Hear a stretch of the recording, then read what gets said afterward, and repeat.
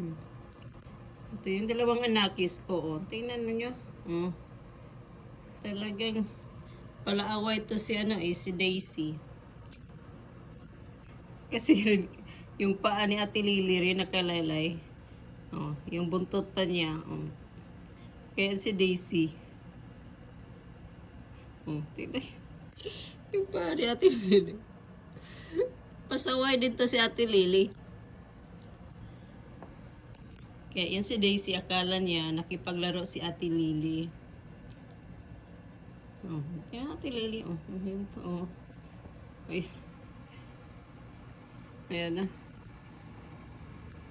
Lumipat na dito sa upuan. Kaya yung mga ano namin guys, mga upuan namin is may mga blanket. Para kung may buhok man sa kanila, dito yung mga buhok. Tapos, yan, nilalabhan namin yung mga blankets. Kasi hindi maiwasan yung may mga buhok. Yan. Pero lagi ko silang sinusuklayan everyday. May suklayan sila. Hi!